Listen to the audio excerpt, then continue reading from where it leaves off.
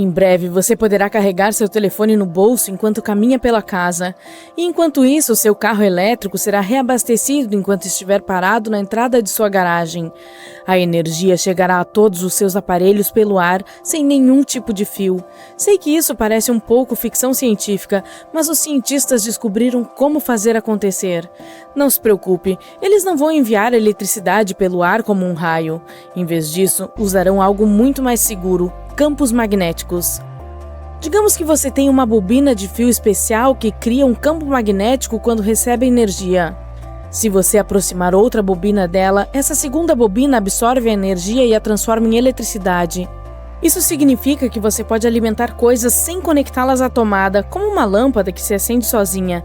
E, de acordo com cientistas da Organização Mundial da Saúde, esses campos magnéticos são totalmente seguros. Suspeito que você já tenha usado uma versão inicial da eletricidade sem fio.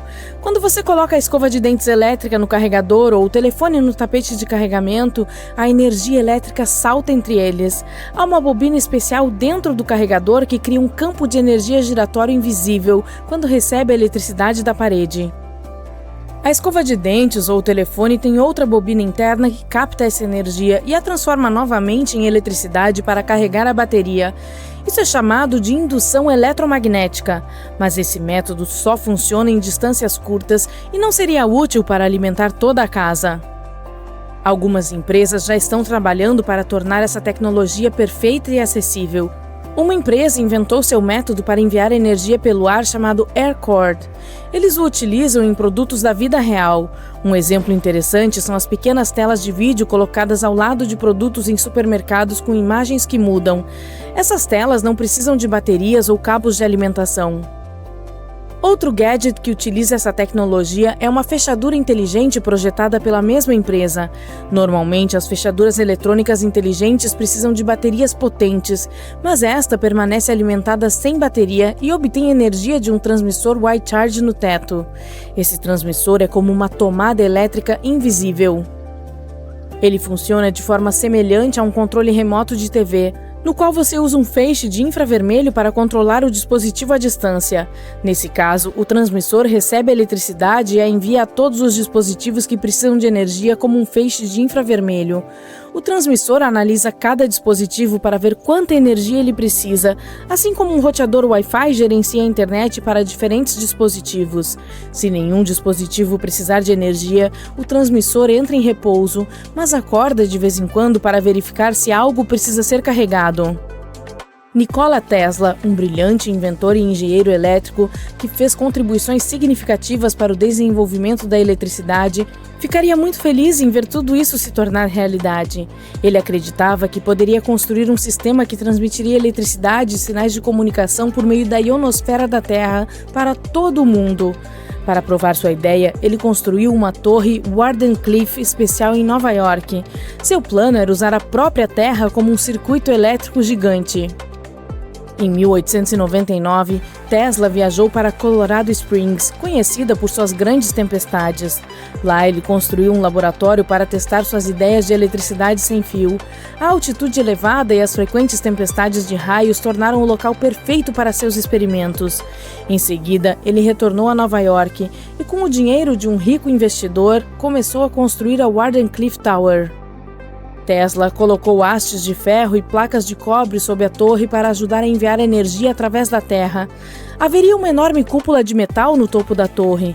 Em 1902, a torre e o laboratório estavam praticamente construídos, mas Tesla teve problemas de financiamento. A torre Wardenclyffe nunca funcionou como Tesla esperava. Em 1917, foi demolida e vendida como sucata. De qualquer forma, a ideia de Tesla só funcionava para distâncias curtas. Quanto mais longe a eletricidade tinha de viajar, mais fraca ela se tornava.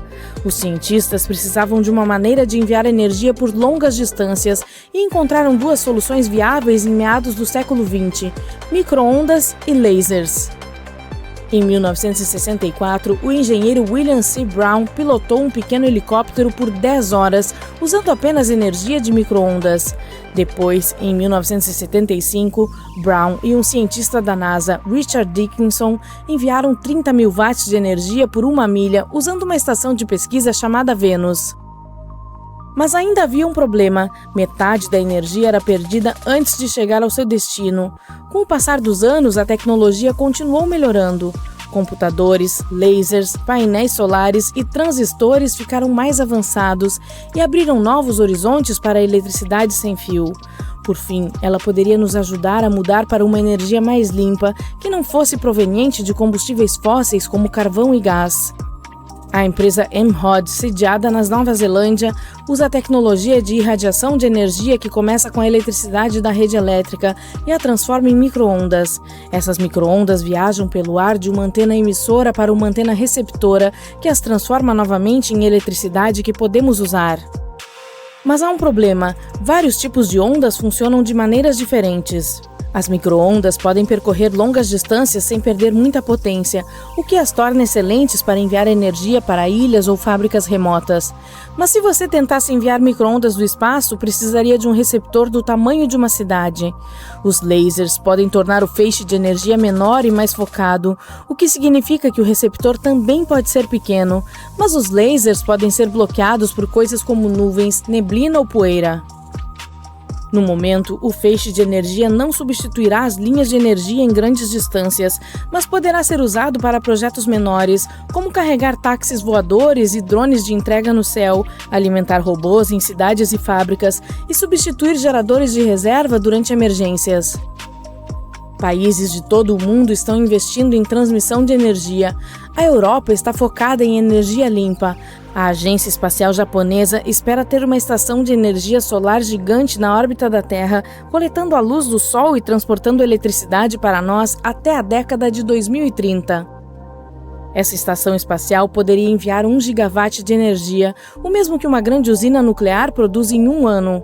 Uma estação de energia espacial ainda é um trabalho em andamento, mas a tecnologia está ficando melhor e mais barata.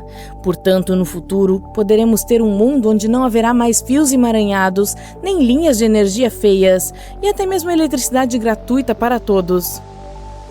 Cientistas japoneses estão agora trabalhando em outra tecnologia inovadora, uma máquina especial que pode transformar a luz solar e a água em combustível de hidrogênio. Essa fonte de energia limpa poderá um dia abastecer carros, casas e até cidades inteiras. O reator atual é tão grande quanto uma pequena casa. Ele funciona usando folhas fotocatalíticas, que funcionam como pequenos painéis solares que absorvem a luz do sol e desencadeiam uma reação química. Esse processo divide as moléculas de água em oxigênio e hidrogênio. Ele permite que o hidrogênio seja coletado e usado como combustível. No momento, o processo não é eficiente o suficiente para produzir hidrogênio em larga escala. A maioria dos métodos existentes de produção de hidrogênio ainda depende de combustíveis fósseis, mas os cientistas por trás desse novo reator encontraram uma maneira melhor.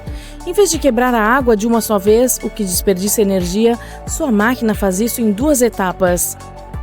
Primeiro, ela separa o oxigênio e, em seguida, coleta o hidrogênio para tornar o processo mais suave e eficaz.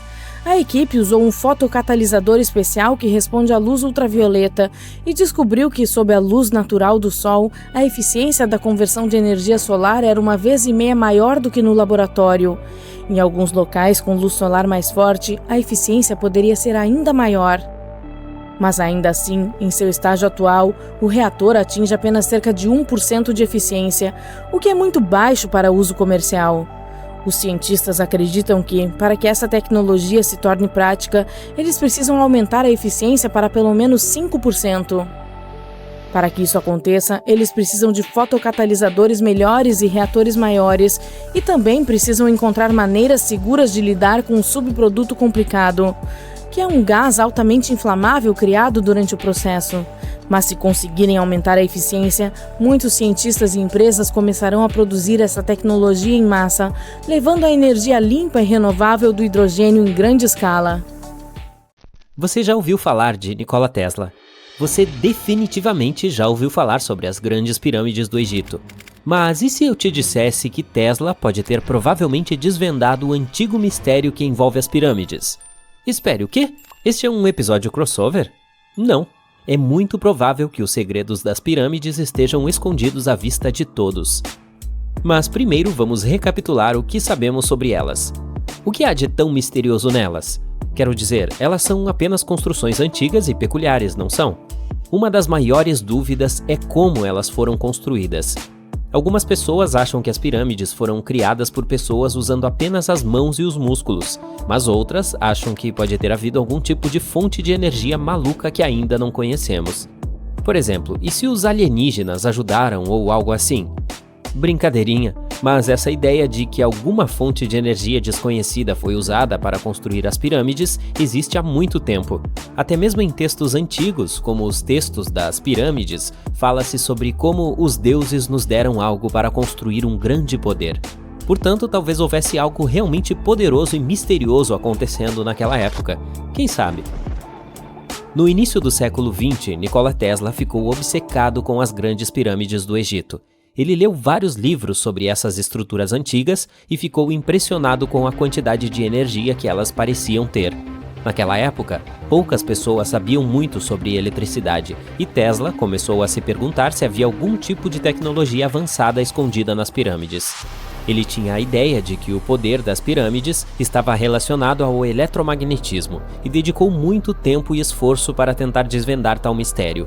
Tesla tinha algumas teorias bastante incomuns sobre as grandes pirâmides. Ele achava que elas podiam de fato armazenar e mover eletricidade, que poderia ser usada para alimentar as áreas ao redor delas. Ele também tinha uma teoria de que as pirâmides foram construídas usando algum tipo de energia cristalina. Ele acreditava que as câmeras dentro das pirâmides poderiam ter cristais superpoderosos capazes de controlar os campos eletromagnéticos. Mas isso não é tudo. Tesla também tinha a ideia de que os materiais usados para fazer as pirâmides tinham propriedades que lhes permitiam capturar a energia do Sol e da Lua. E não apenas um pouco de energia. Ele achava que a pirâmide poderia de fato criar um campo de energia maciço capaz de iluminar cidades inteiras.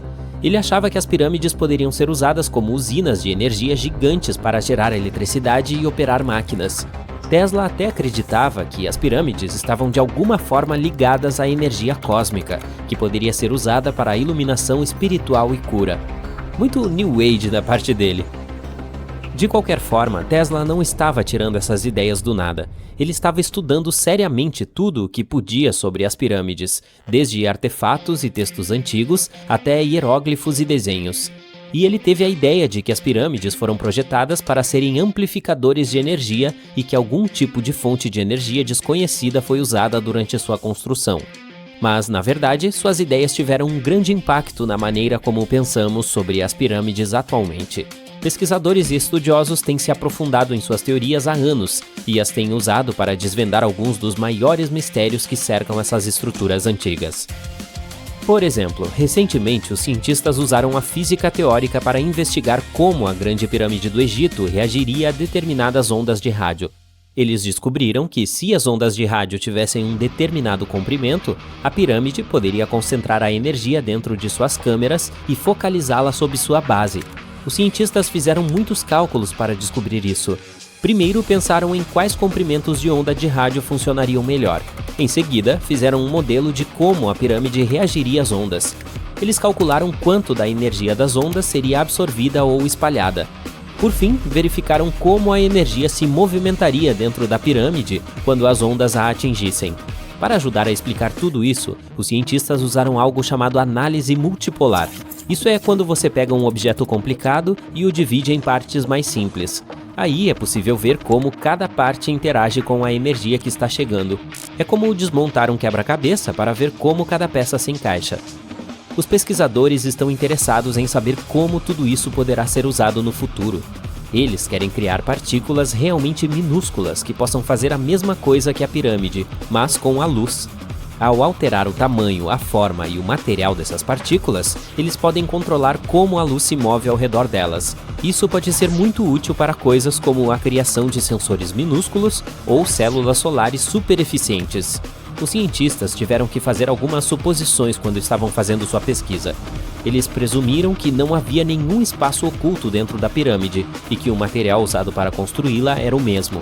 Mas mesmo com essas suposições, eles ainda fizeram descobertas impressionantes. Mas o estudo da pirâmide não é a única prova de que Tesla estava à frente de seu tempo. Há outros projetos de Tesla que pareciam irrealistas na época. mas que os cientistas e entusiastas reavaliam e tentam implementar hoje. Vamos falar sobre seu projeto mais ambicioso, a Torre de Transmissão de Wardenclyffe. Em 1900, Tesla já era um dos grandes nomes da engenharia elétrica nos Estados Unidos. As pessoas ficavam impressionadas com suas incríveis invenções e com o fato de ele ter conseguido superar Thomas Edison na Batalha das Correntes. No entanto, Tesla não se contentou em descansar sobre os louros. Ele decidiu embarcar em seu projeto mais ambicioso até então, a Torre de Transmissão em Wardenclyffe. Ela foi construída entre 1901 e 1905 e foi baseada em uma de suas ideias revolucionárias. Ele tinha a visão de tornar o impossível possível, criando um sistema global de comunicação sem fio. Ele usaria a própria Terra como um condutor, transmitindo música, notícias, relatórios do mercado de ações, comunicações militares seguras e até mesmo imagens de fax. Isso soa familiar? Sim, parece com a internet que usamos hoje, só que sem o uso de fios. Mas Tesla tinha um sonho muito maior em mente: transmitir energia sem fio. Ele já havia provado que sinais de alta frequência podiam ser enviados sem fio usando seus transformadores de bobina, o que despertou sua obsessão pela transmissão de energia sem fio. Sua visão era não apenas transformar a maneira como nos comunicamos, mas também encontrar um modo de transferir correntes de energia globalmente, aproveitando a energia natural da Terra. Tesla acreditava que havia uma abundância de energia grátis ao nosso redor que poderia ser usada para o benefício da humanidade. Em 1899, ele realizou alguns experimentos ultra-secretos e se convenceu de que era possível transmitir energia elétrica pela atmosfera superior da Terra. Foi assim que a Torre Wardenclyffe foi criada. Ela deveria ser a estação protótipo de uma rede de torres em todo o globo que forneceria energia sem fio para o mundo inteiro. Infelizmente, Tesla não tinha os recursos nem a paciência de seus investidores para levar esse projeto ao fim. Ele enfrentou todos os tipos de problemas financeiros e bloqueios, e em 1917, a torre inacabada foi finalmente demolida para ser transformada em sucata e pagar suas dívidas, que não paravam de crescer. Agora, ela continua sendo um triste lembrete de que até mesmo as maiores mentes podem às vezes ficar aquém de seus sonhos. O laboratório original de tijolos vermelhos, no entanto, ainda está lá e é o único laboratório de Tesla que existe até hoje.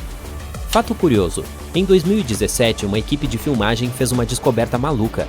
Eles usaram um radar de penetração no solo para explorar a área ao redor de Wardenclyffe e encontraram uma série de túneis que se estendiam por centenas de metros sob o local.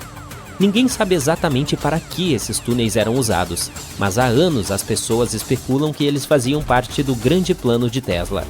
Wardenclyffe, é claro, é um marco importante para os entusiastas de Tesla de todo o mundo. Quem sabe, talvez um dia alguém finalmente desvende o mistério dos túneis. Mas mesmo que isso não aconteça, o legado de Tesla e de suas ideias incríveis continua vivo. Imagine uma cidade fantasma. Prédios abandonados cobertos de pichações, restos de carros enferrujados, rachaduras nas estradas.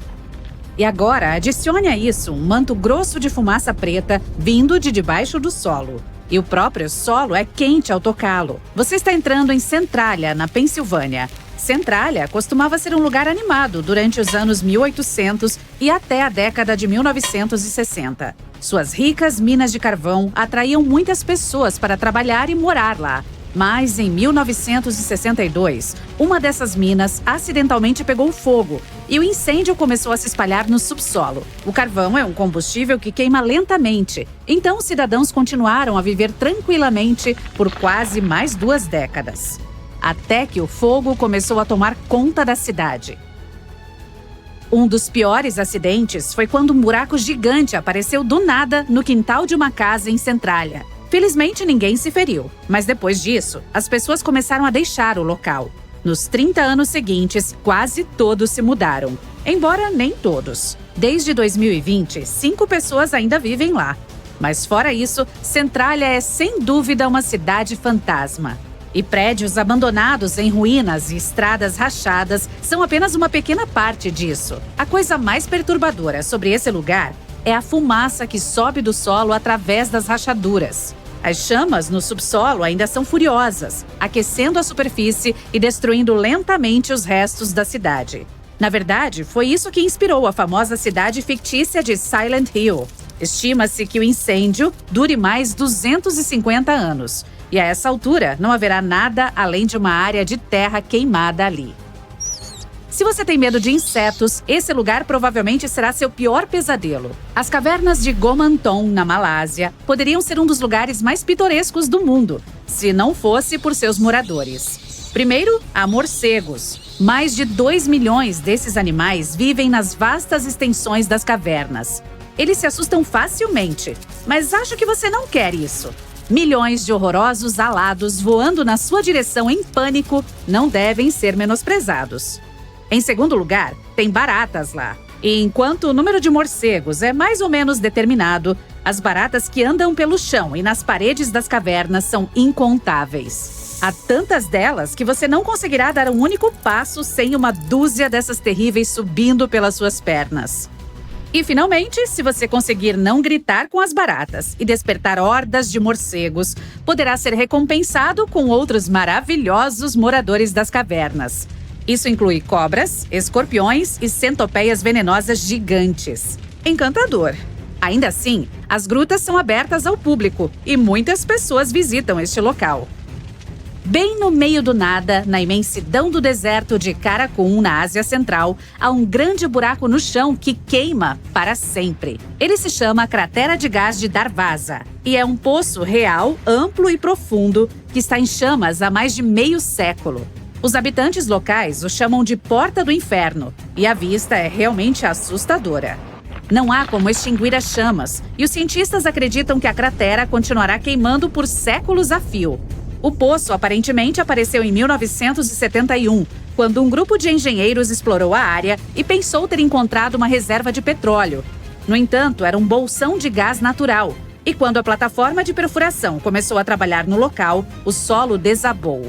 Os engenheiros temiam que o gás venenoso pudesse colocar em perigo as cidades vizinhas, então acharam melhor incendiá-lo e deixá-lo queimar por algumas semanas. Mas, como podemos ver, o fogo ainda está forte. Desde então, a cratera se tornou uma atração turística popular. Apesar disso, ainda representa algum perigo. Então, esforços estão sendo feitos para finalmente extinguir a Porta do Inferno. Imagine ver uma cobra insanamente venenosa ao lado do seu pé. Aterrorizante o suficiente, hein? Agora, multiplique essa experiência por alguns milhares de vezes. E não importa onde você tente correr, há cobras semelhantes por toda parte. Essa é a Ilha das Cobras, e o nome não poderia descrevê-la melhor. A ilha está localizada não muito longe da costa do Brasil e é o lar de milhares de jararacas ilhoa. Cerca de 11 mil anos atrás, o nível do mar subiu e separou a ilha do continente, e muitas jararacas ficaram presas nela. Suas irmãs do continente também são venenosas, mas não tanto. Essa variedade teve que evoluir para sobreviver, e fizeram muito bem. Como não há muitos animais terrestres para as víboras caçarem, elas se adaptaram à caça de pássaros. Para que seu veneno fosse eficaz, tinha que ser instantâneo. Assim, desenvolveram um veneno que é 5 vezes mais potente do que o da espécie normal. Isso ajudou as cobras a prosperar. E agora existem de 1 a 5 víboras por metro quadrado da ilha. O lugar é considerado tão perigoso que o Brasil proibiu todos os visitantes. Como se alguém realmente quisesse ir para lá. Perdido na floresta à noite, você de repente se depara com uma figura humana. Aliviado, você toca o ombro dela para pedir informações, mas ela é dura como pedra e coberta de musgo. E então você olha para o rosto da pessoa e sua boca se abre horrorizada. Aquilo é tudo menos humano. Meu conselho seria não passear pelo sudeste da Finlândia à noite se você não quiser ter uma experiência chocante. Pois é aqui que um renomado escultor finlandês fez seu misterioso jardim de esculturas em seu próprio quintal. A principal exposição do jardim é composta por 200 figuras humanas em várias poses de yoga.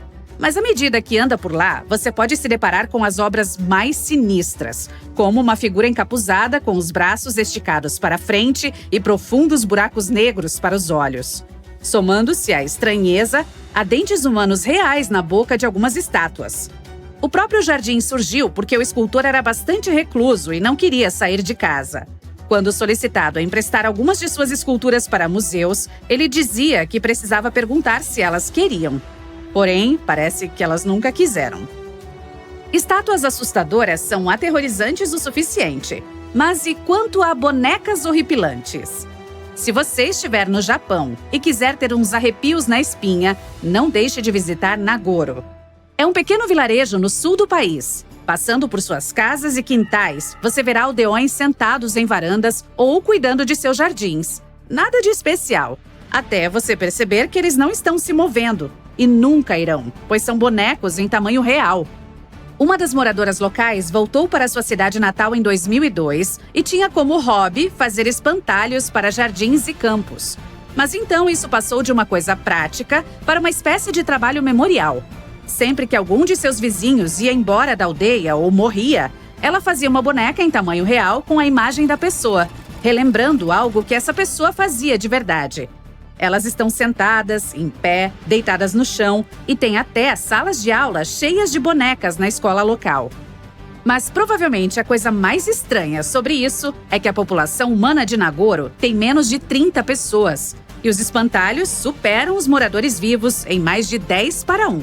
Há mais de 350 bonecas na aldeia agora. Como a criadora delas lembra, havia cerca de 300 pessoas morando em Nagoro quando ela era criança. E agora, há 20 anos, ela homenageia todos eles. Cerca de 3.000 visitantes vêm a Nagoro todos os anos, e muitos também retornam nos anos seguintes. É bem difícil chegar à vila, pois fica em uma das ilhas menos visitadas do Japão, e a estação de trem mais próxima fica a 1 hora de distância. Mas isso não impede os turistas que querem ver os espantalhos maravilhosamente assustadores com seus próprios olhos. Dizem que esse lugar está repleto de dinheiro. Ele está ali há séculos, mas ninguém conseguiu tirá-lo dessa lista. Os caçadores de tesouros têm se encantado com esse lugar desde 1795. Muitas pessoas tentaram a sorte procurando o tesouro que poderia estar escondido ali pelos piratas espanhóis ou até mesmo pelos cavaleiros templários. Mas hoje é impossível chegar lá, pois é um local privado, então tudo o que você pode fazer é reservar um passeio marítimo ao redor dessa ilha. Você também pode dar uma olhada em um reality show de TV estrelado pelos irmãos Ladina, Rick e Marty, que são uma equipe de entusiastas em busca dos tesouros de Oak Island, na Nova Escócia, Canadá. Sim, parece que não há lugar onde os produtores de TV não possam chegar. Uma das descobertas mais famosas foi o chamado Money Pit. Apesar do nome promissor, ele não estava cheio de dinheiro. Agora temos que pular para 200 anos atrás. O Money Pit foi encontrado pela primeira vez por um garoto de 16 anos em 1795. Um dia, Daniel McGuinness foi pescar em Oak Island. Ele viu uma árvore lá, nenhuma surpresa. Era um carvalho e tinha marcas estranhas. As árvores não pareciam ser naturais, então Daniel decidiu verificar a área. Ele então viu um pedaço de terra afundado e começou a cavar imediatamente. Seus 2 amigos o ajudaram, mas em vez de tesouros, os rapazes encontraram apenas troncos colocados no subsolo em intervalos regulares. Parecia um lugar onde alguém poderia esconder dinheiro ou joias, mas nada de precioso foi encontrado. No entanto, havia algo curioso naquele poço. Alguém encontrou uma pedra de granito lá, que continha uma inscrição gravada. Houve muitas tentativas de decodificá-la, mas a maioria delas fracassou. Há uma tradução, porém, que diz 40 metros abaixo, 2 milhões de libras estão enterrados. Sim, McGuinness e seus amigos deveriam ter cavado mais. A próxima coisa divertida sobre o Money Pit é a fibra de coco encontrada lá embaixo. Dizem que grandes quantidades dessa fibra foram achadas a uma profundidade de 18 metros. Talvez isso não o surpreenda, mas preciso lembrá-lo de uma coisa. Oak Island fica na Nova Escócia, Canadá. Coqueiros não crescem lá. O mais próximo fica a cerca de 2.400 quilômetros da Nova Escócia, o que torna óbvio que alguém trouxe essa fibra propositalmente. Os pesquisadores tiveram a ideia de que a fibra de coco poderia ter sido usada para fazer cordas e descer todos os tesouros pelo poço. A seguir temos não um, mas 2 mistérios. No final do século XIX, a Oak Island Treasure Company estava inspecionando e escavando minuciosamente a ilha. Todos acreditavam que algo enorme estava escondido lá. Esses caras conseguiram perfurar 46 metros no subsolo. É como se fossem 15 sinais de parada empilhados. Você deve ter imaginado que eles não encontraram quilos de ouro e diamantes. Mas encontraram um manuscrito. Há uma teoria que afirma que se trata de um dos manuscritos perdidos de Shakespeare. Alguns cientistas acreditam que ele foi escondido lá pelo escritor e cientista Francis Bacon, o verdadeiro autor das obras de Shakespeare. Sim, há rumores de que foi Francis e não William quem escreveu todas as peças e os sonetos, mas não há provas de que tenha sido realmente assim. O Money Pit pode ser o poço mais popular em Oak Island, mas não é o único e nem o primeiro. Antes da descoberta do Money Pit, os caçadores de tesouros estavam perfurando em Smith's Cove. Enquanto estavam represando lá, encontraram uma peça de madeira. Era uma formação em U que tinha números romanos. Depois de uma inspeção mais minuciosa, os especialistas perceberam que ela era supostamente datada de 1769. O Money Pit foi descoberto 26 anos depois. Esse fato criou muitas especulações de que essa estrutura poderia ter sido parte do verdadeiro poço com tesouros que todos estavam procurando. Agora dê uma olhada nesta moeda templária. Ela não foi a primeira descoberta na ilha, mas foi crucial de alguma forma. Mesmo que isso não pareça grande coisa hoje em dia, na época medieval essas moedas acumulavam uma quantidade insana de riqueza.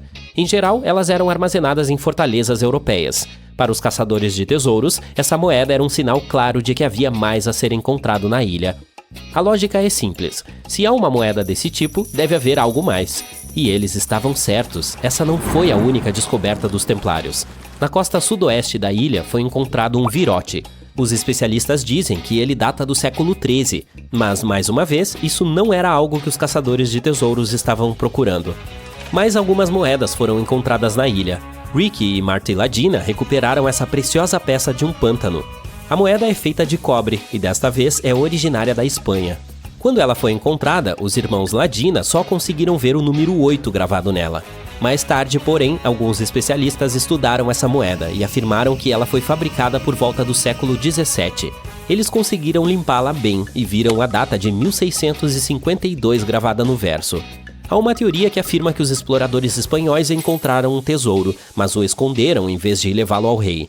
Portanto, talvez essa moeda tenha caído de um baú cheio de moedas e joias e seja parte do tesouro que todos estavam procurando. Ou alguém pode tê-la perdido acidentalmente enquanto procurava o tesouro. Quem sabe? Outro famoso caçador de tesouros é Gary Drayton. Gary e sua equipe, com Rick Ladina, encontraram 2 moedas enquanto faziam a detecção de metais na ilha. Eram moedas do rei Charles II Britânia do século XVII. Uma delas tinha uma inscrição bem clara, afirmando que a moeda havia sido cunhada em 1771. Outro tesouro do pântano, possivelmente de origem espanhola, também está aqui. Desta vez é um anel de prata. Um especialista o estudou de perto e relatou que ele havia sido consertado 2 vezes. O anel foi aumentado uma vez e também diminuído uma vez. Ele é decorado com um desenho floral, que era popular na Europa na década de 1730. Entre todas as outras coisas curiosas, Ricky e Marty Ladina encontraram um botão de prata no ponto Isaac. O ponto é bastante antigo, supostamente data de meados do século XVIII, e o famoso Money Pit foi descoberto mais tarde. É por isso que não foi uma grande descoberta. Ele poderia simplesmente pertencer a algum fazendeiro que criava gado pacificamente na ilha. Não há registro oficial de nenhum baú cheio de pedras preciosas e moedas encontrado em Oak Island, mas os entusiastas encontraram algumas joias lá. Primeiramente, a equipe encontrou um broche com uma magnífica gema vermelha. Eles erroneamente pensaram que se tratava de um rubi, mas um gemologista profissional afirmou que era uma granada. A peça era feita de prata e também bastante antiga. Os especialistas acreditam que foi feita por volta dos anos 1500 ou 1600. Outro broche que encontraram não tinha nenhuma pedra preciosa, mas portava um design intrincado. É um broche com o desenho de uma folha e uma corda ornamentada. Há 13 ramos da folha, o que instantaneamente criou mais mistério para toda a caça ao tesouro. Em primeiro lugar, há uma escultura com uma árvore de 13 galhos em uma rocha na costa norte da ilha. Além disso, muitas pessoas acreditam que o número 13 é importante para os Cavaleiros Templários. Os entusiastas também encontraram um broche não muito longe do local onde Daniel McGuinness, o cara que encontrou o Money Pit, morava. O broche foi mostrado a um gemologista profissional, Charles Lilton Brain. Ele teve que informar a equipe que não havia nenhuma pedra preciosa adornando essa peça de joalheria. De fato, a pedra que parecia ser uma gema era apenas um pedaço de vidro. No entanto, ele foi processado usando uma técnica especial, portanto, era vidro com chumbo. Os entusiastas decidiram estudar ainda mais o broche e descobriram que parte dele era feita de ouro. Os especialistas afirmam que o broche data do século XIV. Seria ele o tesouro que todos estavam procurando? Você é um nadador profissional corajoso o suficiente para dar um mergulho em qualquer oceano ou mar? Más notícias. Existem alguns lugares que você deve evitar, não importa quão bem você nade ou mergulhe. Alguns desses lugares têm rochas submarinas perigosas, fortes correntes e marés. Outros são famosos por lendas sobre monstros e criaturas misteriosas. Então vamos mergulhar nesse show de horrores aquáticos. Você já ouviu falar no The Stride? É uma variação de stride, em tradução livre do inglês, caminhar a passos largos, usada em Yorkshire, e se refere a uma seção estreita do rio Wharfe, que é tão pequena que você poderia pular sobre ela. Mas não se deixe enganar pelo seu tamanho, pois esse é um dos pontos mais perigosos da região. Até mesmo dar um passo na água pode ter consequências terríveis. O rio Wharfe tem uma correnteza forte, e como o Stride é tão estreito, é ainda mais forte nessa área. O intenso fluxo da água erodiu o calcário ao redor do Stride, criando espaços ocos muito mais profundos do que o restante do leito do rio. Aqui está o segredo. A correnteza também enfraqueceu as margens do Stride por baixo. Portanto, o chão onde você está admirando o fluxo rápido provavelmente é apenas uma saliência frágil sobre águas traiçoeiras. Não há registros de alguém que tenha entrado na água do Stride e conseguido sair dela. E a pior parte? Você nem imaginaria que esse riacho de aparência inocente poderia ser tão perigoso. Portanto, meu conselho para você, meu amigo, é que se limite a um corpo de água mais seguro para suas aventuras aquáticas. Se estiver procurando uma viagem de fim de semana na Califórnia, o Lago Horseshoe é o lugar ideal. Ele tem tudo: praia de areia, trilhas para caminhadas e áreas para piquenique. Mas espere, ele esconde alguns segredos. Esse lago tem um lado sombrio, próximo dos 40 hectares de árvores mortas que o cercam. E não são apenas as árvores que foram destruídas por esse lago. Os terremotos que ocorreram em 1989 e 1990 liberaram dióxido de carbono sob o magma quente. O gás se infiltrou no ar, prejudicando toda a vida ao redor do lago. Mesmo agora, o Lago Horseshoe é tão perigoso quanto era há 30 anos. O que o torna tão assustador é que os níveis desse gás tóxico mudam aleatoriamente. Os sinais de alerta que estão afixados em todos os lugares certamente podem dar um toque de filme de terror a uma caminhada divertida na floresta.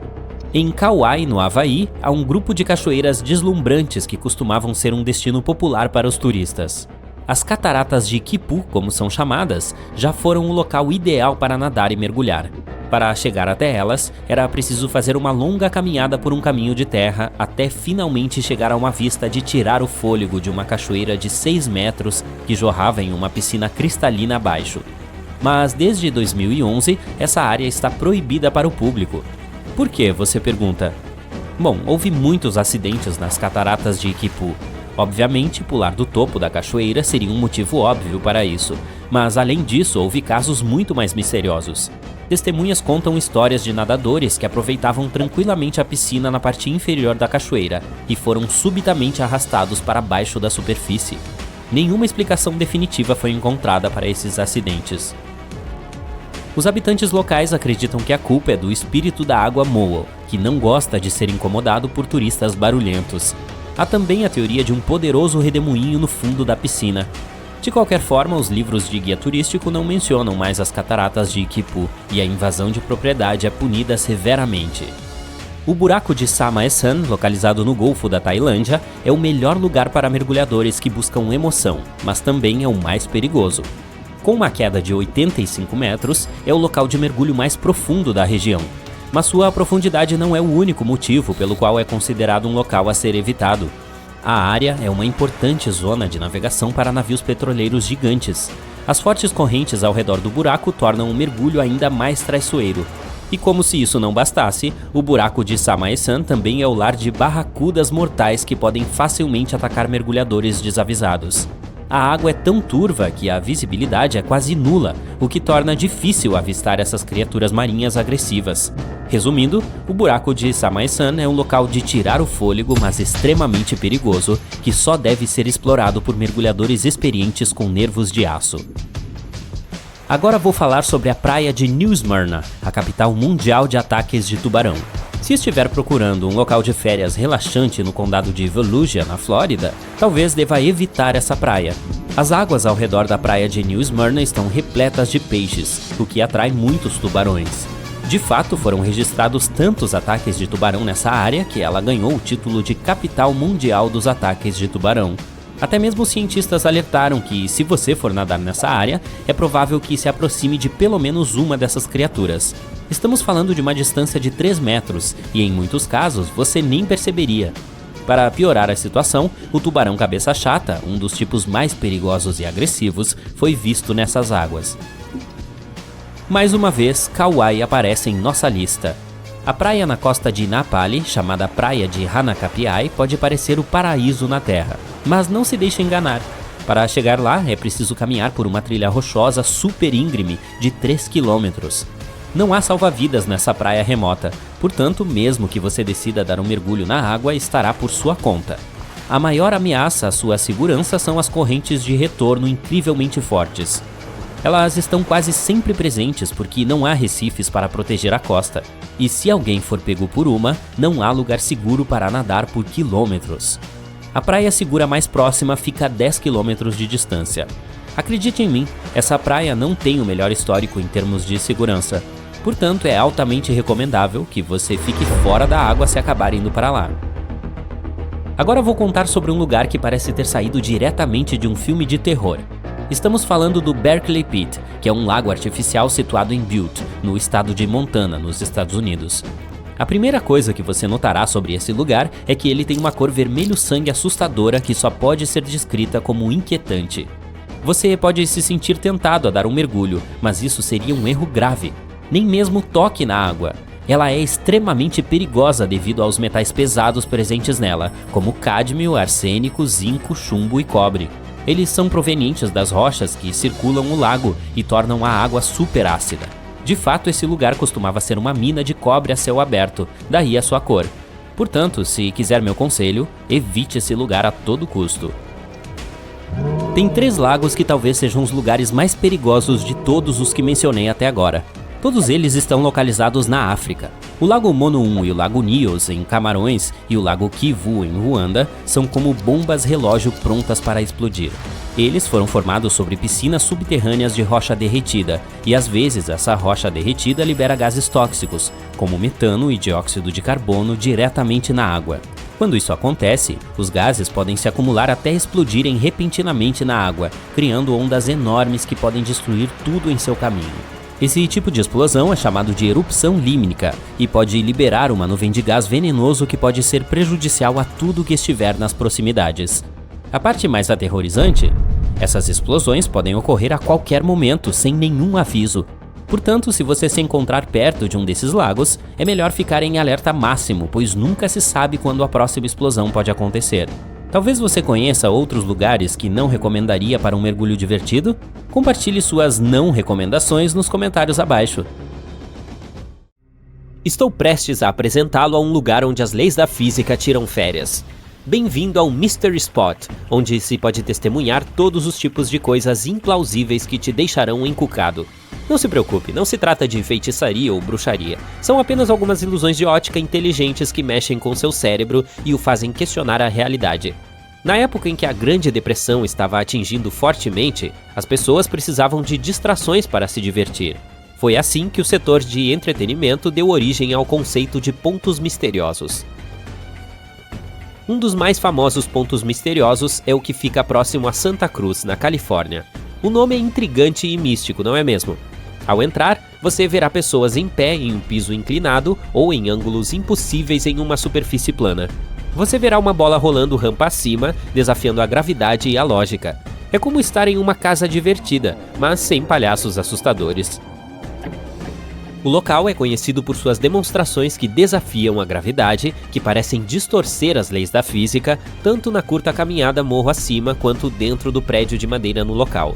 Aqui ocorrem percepções errôneas da altura e da orientação dos objetos. Essas ilusões visuais incluem bolas que rolam morro acima e pessoas que se inclinam mais do que o normal sem cair.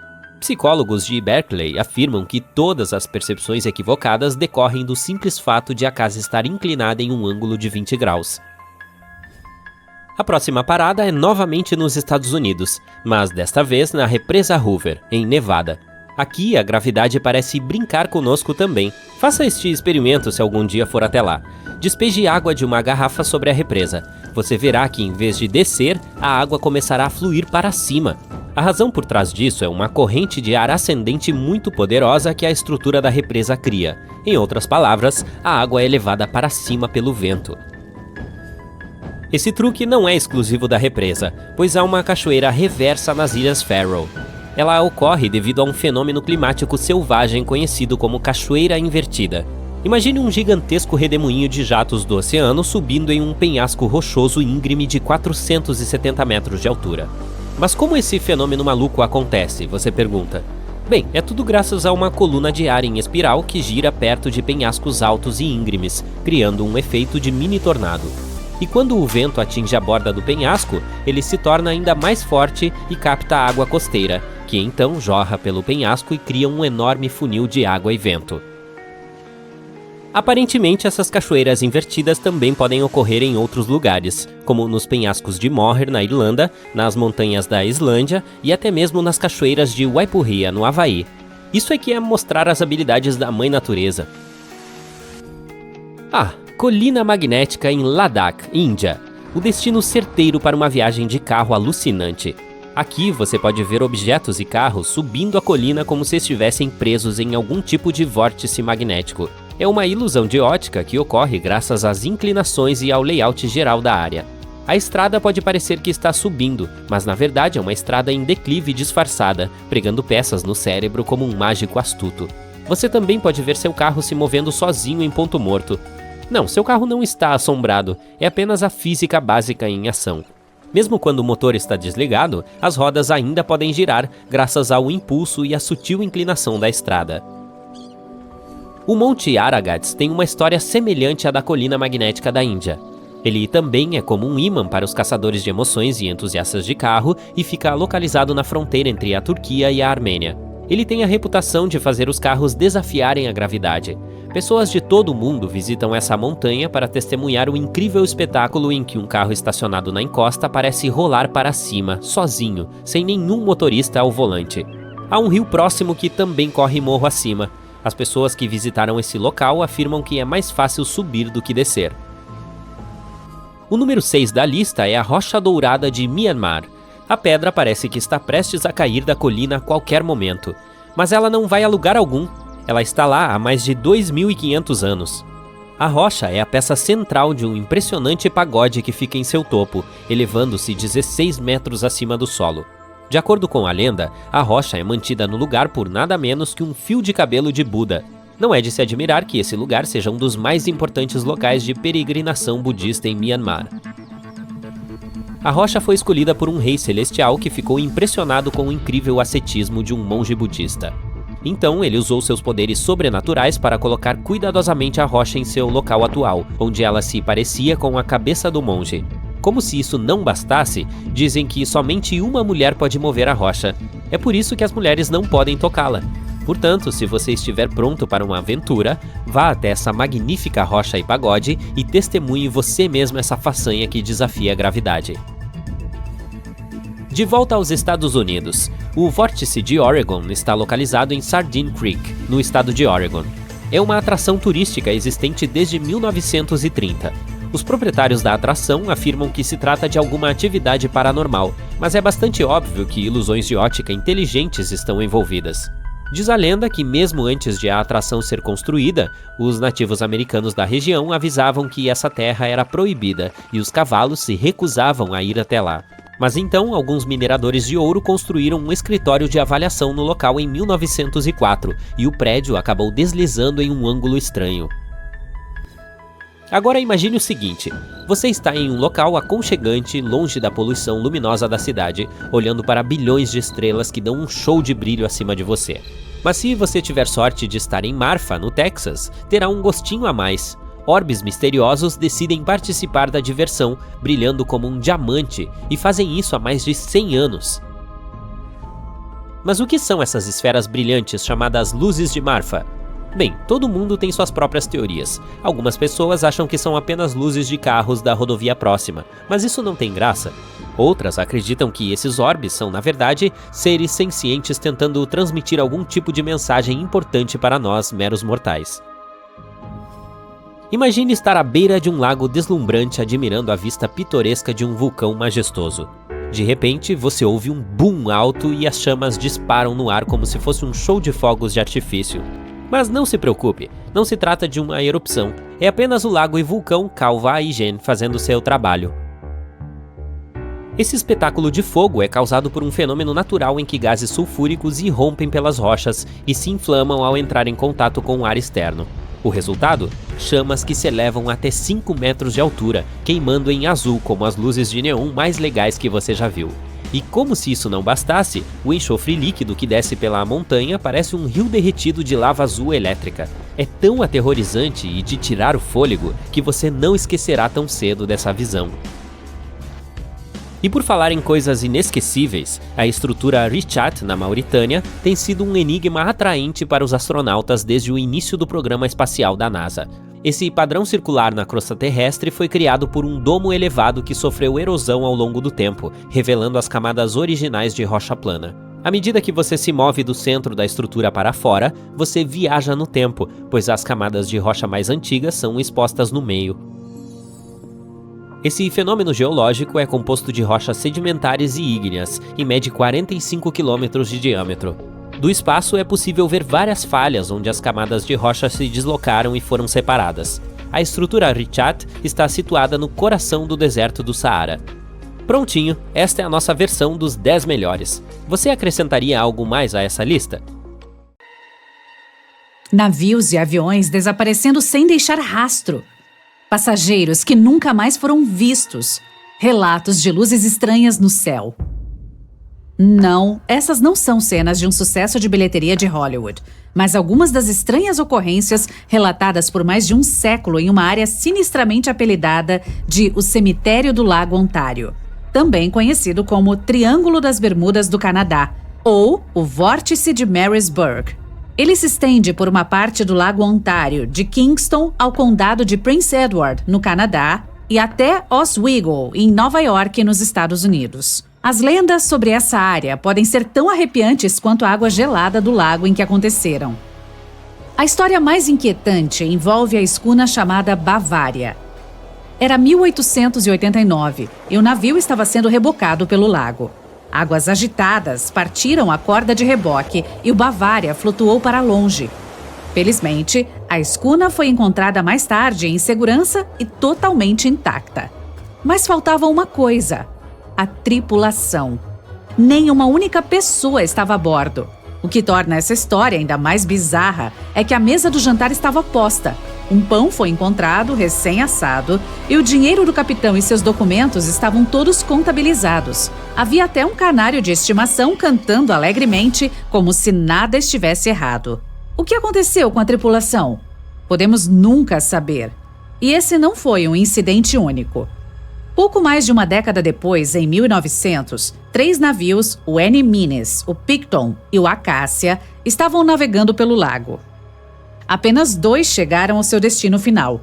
O terceiro, o Picton, ia mais rápido à frente dos outros quando simplesmente desapareceu. Um cozinheiro do Annie Menes disse: "Estávamos bem no lago até adiantados, quando de repente vimos as gáveas do Picton sumindo. Depois suas velas mais baixas, e então, enquanto estávamos parados olhando, o Picton simplesmente desapareceu. É possível que o navio tenha afundado, pois mais tarde havia alguns destroços na água, mas o navio em si nunca foi encontrado e nenhum de seus tripulantes foi localizado." Algumas semanas depois, uma garrafa com um bilhete dentro foi descoberta em Sackett's Harbor, Nova York. O bilhete era do capitão Sidley, do Picton. "Prendam o Vesey e a mim com uma corda forte para que sejamos encontrados juntos." O Vesey era o filho de 12 anos do capitão. O bilhete traz mais perguntas que respostas. Se as testemunhas estavam corretas, o desaparecimento do navio foi bastante rápido. Quando o capitão Sidley soube que estava em perigo, por que não pediu ajuda se ele teve algum aviso? Quando ele teve tempo de escrever um bilhete, engarrafá-lo e amarrar-se ao filho? Realmente é um mistério. E não foram apenas os navios que entraram em conflito com as forças estranhas na área. Os aviões também tiveram dificuldades para atravessar esse trecho intactos. Em 1975, Ron Scott voou do aeroporto de Picton em seu Cessna 172. Ao entrar no vórtice de Marisburg, seu avião tombou para o lado. Por vários segundos, ele não conseguiu endireitar o avião, mas assim que deu, a mesma força o jogou para o outro lado. Ele ficou preso lá por alguns segundos, sem conseguir controlar seu avião. Piloto habilidoso, ele nunca havia passado por nada parecido. Ele certamente teve mais sorte do que o piloto da Força Aérea Real Canadense, Barry Allen Newman. Newman estava no mesmo local em 1952, quando perdeu o controle de seu jato e caiu no lago. Até hoje, seu corpo não foi encontrado. No total, mais de 270 navios e pelo menos 40 aviões tiveram um fim trágico na área, aumentando o mistério. Às vezes, as pessoas relatam uma série de luzes brilhantes ou orbes, ou um navio escuro pairando no céu. Esses são ainda mais difíceis de explicar. Testemunhas dispostas a reportá-los são inflexíveis. Dizem estar falando a verdade. Sid Wells contou que viu uma forma estranha como um diamante multifacetado girando lentamente no céu. Então, ele simplesmente desapareceu. Outros afirmam ter visto isso também. Claro, o vórtice de Marisburg é apenas um dos vários lugares ao redor do mundo conhecidos como vórtices perversos, um termo cunhado pelo biólogo e escritor Ivan T. Sanderson. Ele descobriu 12 outras áreas igualmente espaçadas na superfície da Terra, onde coisas estranhas acontecem. A mais conhecida delas é, claro, o temido Triângulo das Bermudas. Situado no Oceano Atlântico, entre Bermudas, Flórida e Porto Rico, ele foi responsabilizado pelo desaparecimento de milhares de pessoas que entraram lá, em barcos e aviões, e nunca saíram. Até o explorador Cristóvão Colombo teve a experiência de passar pelo misterioso Triângulo das Bermudas durante sua primeira viagem à América em 1492. Ele disse que as bússolas apontavam na direção errada, o nível do mar parecia mudar drasticamente e ele até avistou luzes estranhas no céu. Em 1918, o USS Cyclops, que era um dos maiores navios de combustível da Marinha dos Estados Unidos, desapareceu lá. Desde que os 309 tripulantes foram declarados desaparecidos no mar quando o Cyclops sumiu, essa é considerada a maior perda de vidas na história da Marinha dos Estados Unidos em um único incidente. Na época, o tempo estava bom. A única mensagem enviada pelo navio naquele dia não indicava problemas ou preocupações, e um sinal de socorro nunca foi enviado. Seguiu-se uma investigação naval completa. A conclusão? Muitas teorias foram apresentadas, mas nenhuma que explique satisfatoriamente o desaparecimento do navio. Em outras palavras, os investigadores ficaram perplexos. Há também o Triângulo do Dragão, localizado no Oceano Pacífico. A história mais perturbadora envolve um grupo de navios japoneses que desapareceram na década de 1950. Quando os pesquisadores foram enviados para investigar o que aconteceu, eles também desapareceram. Em cada caso, é impossível saber realmente o que aconteceu. E é fácil se envolver em histórias de monstros marinhos gigantes à espreita sob as ondas. Quem não gosta de um bom susto? Sanderson estava disposto a aceitar a possibilidade de tais histórias serem verdadeiras. Ele acreditava que os vórtices perversos que estudou poderiam ser explicados por qualquer coisa, desde uma ondulação no contínuo espaço-tempo até anormalidades magnéticas para pessoas submersas. Claro, Sanderson não era apenas um grande fã de lugares estranhos. Ele também escreveu sobre criaturas estranhas, como o Pé Grande e o Monstro do Lago Ness. No entanto, suas habilidades como um cientista imparcial são questionáveis. Em 1948, ele afirmou que algumas pegadas de 3 dedos encontradas na praia de Clearwater, na Flórida, eram a prova da existência de pinguins de 4,5 metros de altura, argumentando que isso era impossível de falsificar. Em 1988, Tony Signorini revelou que ele e um amigo prenderam pés de ferro fundido em seus tênis de cano alto e estavam por trás da farsa do pinguim gigante. Talvez Sanderson não seja a fonte mais confiável, mas há também algumas explicações muito convincentes e totalmente naturais. Vamos olhar especificamente para o vórtice de Marisburg. É perfeitamente possível que navios como o Bavaria e o Picton tenham sido destruídos por uma mistura de má sorte e mau tempo. O clima instável certamente não é incomum no Lago Ontário, e tempestades repentinas em águas abertas podem ser perigosas até para o marinheiro mais habilidoso. Ainda hoje, com os avanços na previsão do tempo, erramos o tempo todo. Naquela época, não havia como prever que uma tempestade estava se aproximando, e o clima era apenas um problema. O historiador Mark Seguin disse que a área sempre foi considerada perigosa, pois o leito do lago rapidamente fica raso ao longo da costa leste. Há também pequenas ilhas rochosas e bancos de areia espalhados por toda a área, tornando a navegação uma missão arriscada, especialmente para embarcações maiores ou sobrecarregadas por cargas pesadas. Em meados do século XX, a previsão do tempo moderna e a construção naval melhorada aliviaram a maioria dos perigos do transporte marítimo dos Grandes Lagos, resultando em menos perdas. O último grande naufrágio em qualquer um dos Grandes Lagos foi o do SS Edmund Fitzgerald, que afundou na costa do Lago Superior em 1975, com 29 tripulantes afundando com ele. Parece que o vórtice não é páreo para o progresso humano. E quanto às luzes ou imagens no céu? Na maioria dos casos, é o resultado de um fenômeno interessante chamado inversão térmica ou de temperatura. Quando isso acontece, uma camada de ar quente fica presa sob o ar frio, o que pode resultar em miragens ou reflexões. Assim, uma luz no solo, que está a quilômetros de distância, pode ser refletida no céu, dando a impressão de um objeto voador. Outras partes do mistério podem ser resolvidas com pouco tempo. A água doce e as temperaturas frias do Lago Ontário ajudam a preservar os navios e aviões que pararam ali. Mergulhadores e pesquisadores continuam a explorar a área. E talvez, finalmente, saibamos o destino do Bavaria, do Picton, do Capitão Sidley e do seu filho. Em 1945, 5 aeronaves TBF Avenger voaram para um exercício de treinamento de rotina ao redor do Triângulo das Bermudas. No meio da prática, os aviões foram atingidos por uma chuva intensa e ventos fortes, apesar da previsão de tempo claro. Os pilotos ficaram extremamente desorientados e ligaram para a base para informar que seus equipamentos de navegação haviam parado de funcionar. A última coisa que a central ouviu foi: quando o combustível do primeiro avião cair abaixo de 10 galões, todos cairemos juntos. Então, estática. Os 5 aviões e seus 14 tripulantes nunca mais foram vistos ou ouvidos.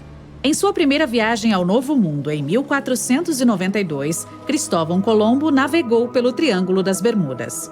Ele relatou que uma noite, quando estava no convés da caravela, notou à distância uma luz gigante, diferente de tudo que já havia visto antes. O explorador olhou para a bússola em busca de direção e as leituras estavam oscilando. Você deve ter notado que o Triângulo das Bermudas não aparece em nenhum mapa do mundo. Isso ocorre porque as instituições oficiais se recusam a reconhecer que a área realmente existe. Uma teoria popular sugere que as ondas traiçoeiras são responsáveis pelos muitos desaparecimentos. O nome dado pelos cientistas para as ondas de tempestade extremas é vagalhões. Eles ocorrem quando diferentes padrões climáticos acontecem ao mesmo tempo e causam essas ondas gigantes e inesperadas.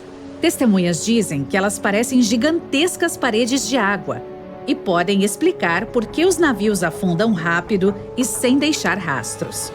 O Triângulo das Bermudas é um lugar com um clima bastante intenso e inesperado. Tempestades se acumulam rapidamente e de forma imprevisível e desaparecem logo depois. Se você piscar, pode perdê-las. Isso poderia explicar por que poucos sinais de socorro são emitidos. Pilotos e marinheiros nem viram uma tempestade chegando. Ninguém sabe exatamente quantos navios e aviões desapareceram no Triângulo das Bermudas. A estimativa é de 50 embarcações e 20 aeronaves. Na maioria das vezes, os sumiços ficaram sem explicação e nenhum destroço foi deixado para trás. Outra teoria bizarra que tenta resolver o mistério do Triângulo das Bermudas vem de Charles Berlitz. Ele insiste que a área abriga a cidade perdida de Atlântida. Os barcos e os aviões desaparecidos, além dos equipamentos com defeito, segundo ele, foram todos causados por raios de energia emitidos por cristais de energia especiais que alimentam a Atlântida. Embora isso pareça bobo, a teoria de Berlitz foi convincente o suficiente para que mais de 20 milhões de pessoas comprassem seu livro em todo o mundo. No ano de 1800, um grande veleiro chamado USS Pickering partiu dos Estados Unidos a caminho das Índias Ocidentais. Ele navegou para o Triângulo das Bermudas junto com sua tripulação de 90 homens e nunca mais se ouviu falar dele. Este foi o primeiro barco confirmado a desaparecer no Triângulo das Bermudas. Acredita-se que foi levado por uma tempestade, mas como nenhum destroço foi encontrado, nunca saberemos com certeza. Quando os aviões TBF Avenger sumiram, uma operação de busca maciça foi realizada. Barcos e aviões vasculharam o Triângulo das Bermudas em busca de sinais da aeronave. Um deles era um aerobarco, PBM-5 Mariner, que decolou às 7h27 da noite e chamou uma mensagem de rádio de rotina 3 minutos depois. Depois, nunca mais se ouviu falar dele. Nenhum vestígio foi achado do aerobarco de resgate ou das 5 aeronaves Avenger. Uma enorme investigação foi lançada sobre o desaparecimento de toda essa frota, mas nada foi descoberto. Essa área específica do oceano é uma das rotas marítimas mais movimentadas do mundo. Alguns céticos acreditam que esse fato resolve o mistério. Estatisticamente, quanto mais movimentada a área, maior a frequência de acidentes e desaparecimentos. Embora isso faça sentido, não é a frequência de sumiços que é responsável pelo mistério do Triângulo das Bermudas. É a falta de explicação ou os destroços encontrados. No fundo do oceano, organismos em decomposição liberam grandes concentrações de gás metano que fica preso sob a água. Esse gás pode se acumular até, bum, explodir. Ele sobe à superfície e entra em erupção. Se um barco estivesse na área de uma dessas explosões, a água se tornaria muito mais densa e faria com que ele afundasse rapidamente e sem aviso prévio. Os cientistas acreditam que esta pode ser a causa dos muitos desaparecimentos no Triângulo das Bermudas. Embora essa teoria faça muito sentido, não parece muito provável. O Serviço Geológico dos Estados Unidos afirmou que não é provável que grandes liberações de gás tenham ocorrido nesta área nos últimos 15 mil anos. O fundo do oceano é feito de rochas contendo muita magnetita. É mais tipo ferro. Os campos magnéticos reagem à alta concentração de magnetita ali, o que pode iniciar uma espécie de conflito.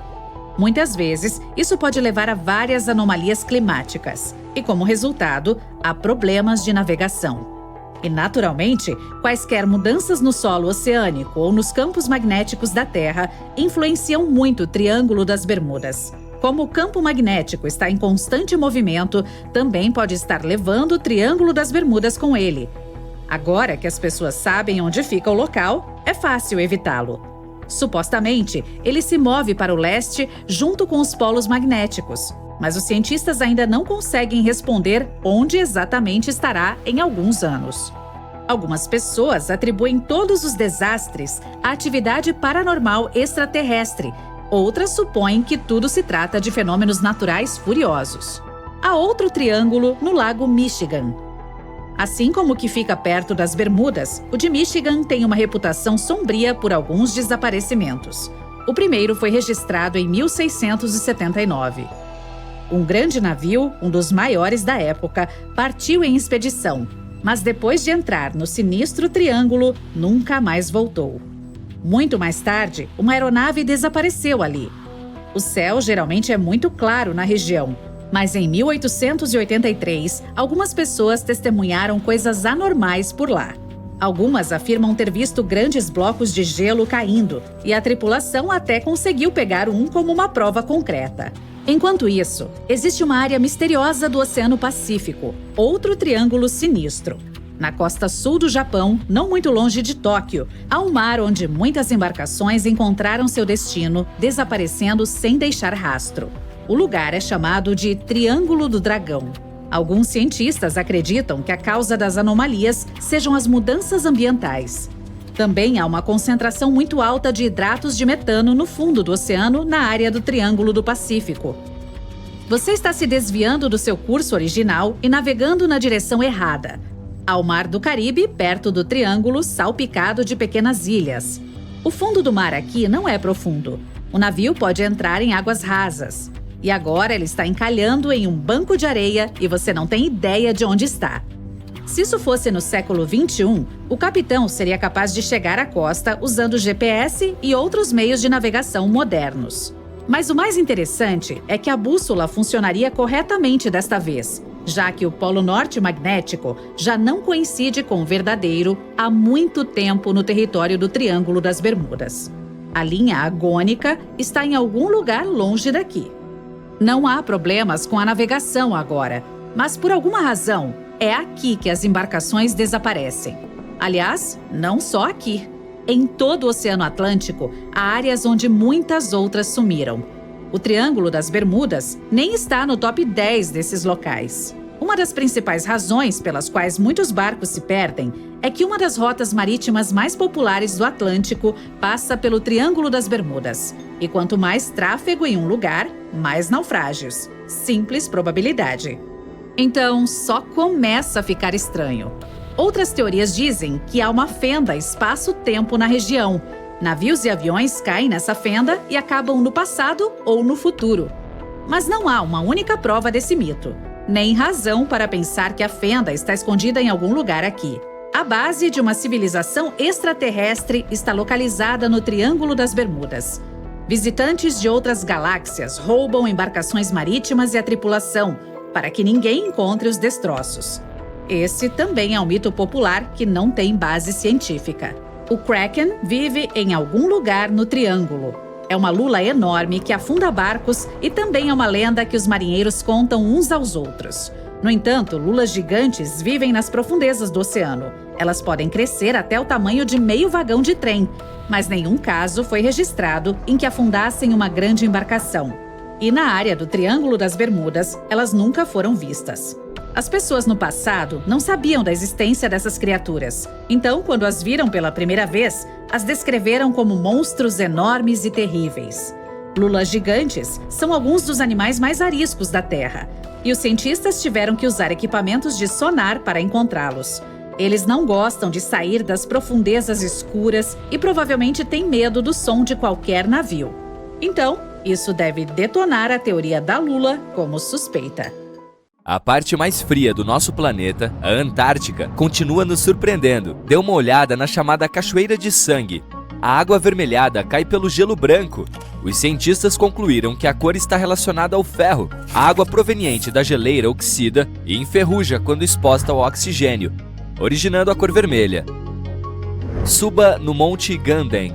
Ele põe ovos. Bem, talvez não sejam reais, mas as pedras certamente parecem ovos de dinossauros. É por isso que a montanha tem essa fama. Os ovos de pedra, vamos chamá-los assim, se formaram em uma parte da montanha há mais de 500 milhões de anos. Curiosamente, esse fenômeno se repete uma vez a cada 30 anos. Eles surgem em vários tamanhos e tonalidades. As pedras aparecem na superfície do penhasco. Um estudo feito na área revelou que a composição das pedras da falésia não se parece com as outras partes da montanha.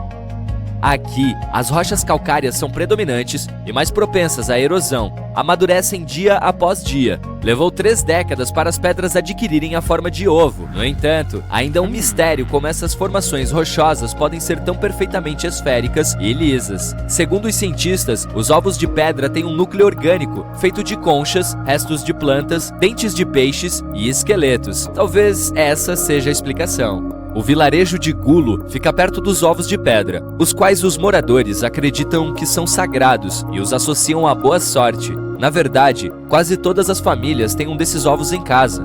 Infelizmente, existem apenas cerca de 70 restantes. Então, se quiser vê-los, você precisa se apressar. A estrutura de Richat é um fenômeno geológico circular no deserto do Saara, perto da Mauritânia. Ela é feita de rochas em camadas que se parecem muito com anéis. Não é de admirar que essa estrutura única tenha chamado a atenção da NASA. Do céu, a forma geológica parece estar girando e girando. Os cientistas ainda não têm certeza de como esses anéis foram parar lá. Alguns dizem que foi o impacto de um asteroide, outros acreditam que foi um processo geológico natural. Para eles, a estrutura de Richat é uma cúpula elevada e erodida. Os geólogos costumam classificá-la como um anticlinal abobadado. Os cientistas descobriram que as rochas no centro são mais antigas do que as externas em forma de anel. Então, parece que todas foram erodidas em camadas de pedras planas. De qualquer forma, não há explicação válida para esse fenômeno e o mistério de 45 quilômetros do Saara ainda precisa ser resolvido. O número 4 é o Rapa Nui, ou Ilha de Páscoa. Os dois nomes são válidos. O local foi descoberto por Jacob Roggeveen, que na verdade nunca teve a intenção de procurá-lo. Ele casualmente foi parar lá em um domingo. É daí que vem o nome. Jacob deveria encontrar a Terra Australis, que, atenção, não é a Austrália. Ela nunca existiu e não passava de um continente hipotético. Além disso, ele queria espiar a Davis Land, que se acreditava ter sido vista pelo pirata Edward Davis. Jacob falhou nisso também, embora ninguém jamais tenha visto aquela ilha, exceto o pirata. Jacob pode ter falhado em encontrar algumas terras que queria, mas descobriu a Ilha de Páscoa em vez disso. Esta é uma ilha e território especial do Chile, localizado no sudeste do Oceano Pacífico. Está na minha lista porque quase 1000 estátuas de pedra, chamadas Moai, foram encontradas lá. Elas foram criadas pelo povo Rapa Nui. Quase todas representam cabeças gigantescas, mas também há um pequeno número de figuras ajoelhadas com as mãos sobre o estômago. Cada estátua representa chefes ou outros membros importantes da sociedade da Ilha de Páscoa. Para curvá-las, os moradores usaram pedras vulcânicas que foram moldadas. A próxima parada é a porta de entrada para o submundo. Ah, não se preocupe, é assim que as pessoas rotulam a cratera de gás Darvaza, no Turcomenistão. Essa gigantesca cratera de gás natural existe há 5 décadas e está continuamente queimando gases. O presidente do país quer que especialistas encontrem uma maneira de extinguir esse poço de fogo contínuo. O local foi criado acidentalmente por pessoas em 1971, enquanto elas trabalhavam em um projeto de gás natural. Desde então, as chamas estão acesas e se tornou uma atração turística. Às vezes, construções misteriosas também são feitas na nossa época. Não precisamos procurar civilizações distantes de milhares de anos atrás. Edward Leeds County construiu sozinho uma estrutura chamada Castelo de Coral, em Homestead, na Flórida. Ele não usou nenhuma máquina grande, então entalhou e esculpiu mais de 1.100 toneladas de rocha de coral durante 28 anos, até 1951. É um mistério como ele conseguiu fazer tudo sozinho. Leeds County esculpiu diferentes objetos na rocha sedimentar, como paredes, mesas, cadeiras, uma fonte e um relógio de sol. Existe, é claro, uma lenda por trás desse mistério também. Ele teve a inspiração para construir a estrutura depois de ser abandonado por sua noiva no dia do casamento. Noiva em fuga! O cara queria provar seu amor para ela e para o mundo. Então quis fazer algo extraordinário. Bem, o cara definitivamente acertou em cheio. Vamos falar um pouco sobre o mistério dos círculos de fadas da Namíbia. Existem milhões de manchas circulares em centenas de quilômetros que variam de 3 a 20 metros de diâmetro. Elas têm esse nome porque parece que uma fada ou uma criatura de outro mundo as fez. Estas são áreas de solo essencialmente ovais, cercadas por grama. Existem muitas crenças locais em torno de quem fez essas marcas. No entanto, a ciência diz outra coisa. Biólogos e matemáticos estão intrigados com o mistério dos círculos de fadas da Namíbia há décadas. Há mais de uma teoria para explicar esse fenômeno. Aqui está uma popular. A água é limitada no deserto, então as plantas competem para chegar até ela. Algumas se expandem e prosperam em um canteiro, mas as menores próximas não conseguem obter a água necessária para viver. Ao final, parte da vegetação desaparece e as restantes ficam nas bordas da mancha. É por isso que formam espaços distanciados tão regulares. E se eu lhe disser que há uma colina na cidade de Leh, na Índia, onde em vez de rolarem para baixo, as coisas sobem? É uma ilusão de ótica. A estrada parece uma colina inclinada por causa de suas paisagens circundantes. No entanto, a estrada na verdade desce. Essas espécies de colinas são chamadas de magnéticas ou de gravidade. As explicações científicas variam. A teoria mais comum diz que a força magnética é tão forte que pode puxar carros nas proximidades. Que tal ver algumas rochas flamejantes? As Yanartas estão espalhadas por uma área de mais de 7 km². O local está localizado em uma montanha rochosa no sudoeste da Turquia, perto da cidade de Şiralya. As Yanartas receberam o nome devido à aparência delas. O significado literal é pedras flamejantes. As rochas estão em chamas há pelo menos 2.500 anos e provavelmente continuarão queimando nas próximas décadas. A montanha onde estão é um vulcão inativo, então está cheia de pequenas fumarolas que liberam gases como o metano. Ele inflama em contato com oxigênio e cria o efeito flamejante. Ah, e a propósito, antigamente os marinheiros usavam as chamas como um farol natural, pois fica bem perto do mar. No entanto, hoje são mais uma atração turística. Os trilheiros também adoram. Agora, caminhe no lago congelado Abraham, no Canadá. No inverno, a água congelada fica cheia de bolhas de gelo. Parece mágico, mas essas bolas brancas não são tão seguras, porque consistem em gás metano inflamável. A beleza pode enganar. A próxima parada é em Racetrack, em Death Valley, nos Estados Unidos. Há um leito de um lago seco com rochas que se movem. Essas pedras estranhas parecem ter sido empurradas ou arrastadas por alguém ou alguma coisa. Elas deixam um rastro e um mistério para trás. O fator que causa isso agora é compreendido. E, surpresa, é o vento, além de um pouco de gelo. Os cientistas dizem que o vento empurra as rochas quando o solo está coberto de gelo. Não posso deixar de observar que muitas coisas misteriosas na Terra envolvem pedras ou rochas, ou metano. Qual desses fenômenos é o seu favorito? Está ocorrendo uma forte nevasca. O frio penetra em seus ossos. Suas pernas estão quase até os joelhos de neve. Joe Labello, um caçador experiente, avança pela floresta, cobrindo o rosto contra o vento contrário. Qualquer outra pessoa já teria caído e gritado em desespero. Mas não Joe Labello. Ele consegue sobreviver em qualquer circunstância e sempre sabe o que fazer. Neste momento, está se dirigindo a um dos vilarejos no extremo norte do Canadá. Esse pequeno povoado está localizado no lago Anjikuni. Os habitantes dali são inuites, povos indígenas da América do Norte.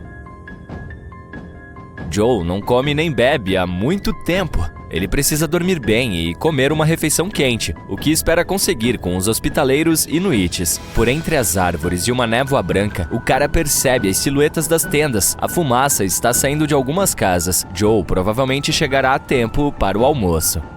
Ele alcança a aldeia e, neste momento, o vento se acalma. A nevasca terminou. O caçador acelera e vai em direção à vila, situada ao longo do lago congelado.